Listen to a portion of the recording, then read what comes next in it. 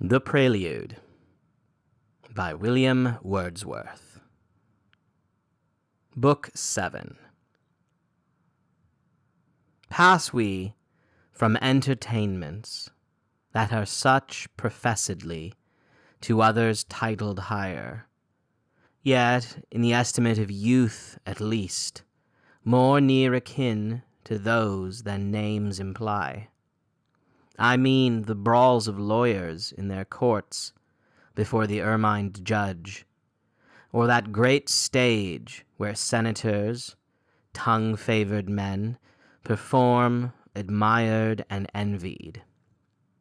Oh, the beating heart when one among the prime of these rose up, one of whose name from childhood we had heard familiarly, a household term, like those, the Bedfords, Gloucesters, Salisburys, of old, whom the fifth Harry talks of. Silence, hush! This is no trifler, no short-flighted wit, no stammerer of a minute, painfully delivered. No, the orator hath yoked the hours, like young Aurora, to his car. Thrice welcome presence! How can patience e'er grow weary of attending on a track that kindles with such glory? All are charmed, astonished.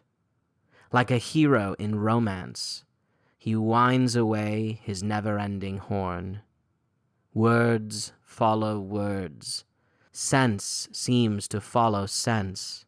What memory and what logic, till the strain transcendent, superhuman as it seemed, grows tedious even in a young man's ear.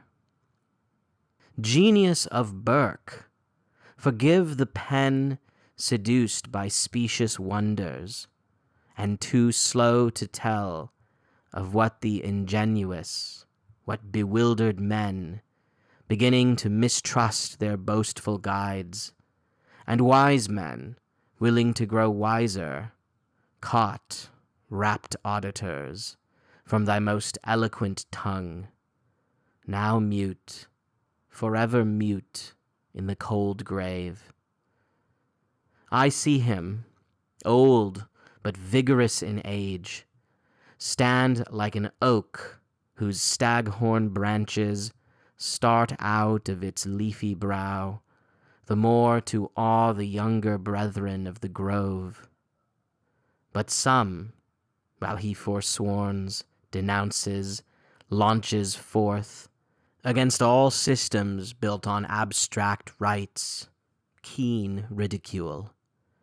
The majesty proclaims of institutes and laws, hallowed by time, declares the vital power of social ties endeared by custom, and with high disdain, exploding upstart theory, insists upon the allegiance to which men are born.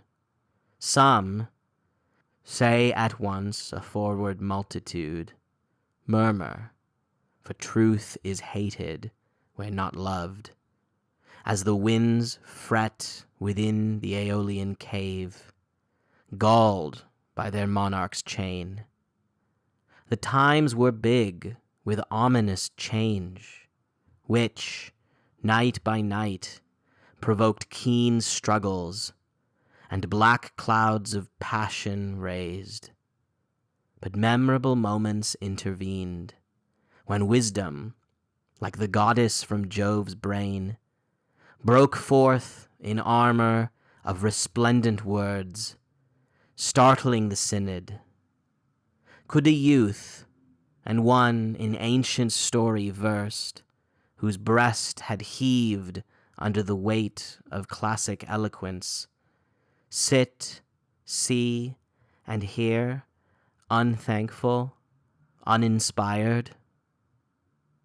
Nor did the pulpit's oratory fail to achieve its higher triumph.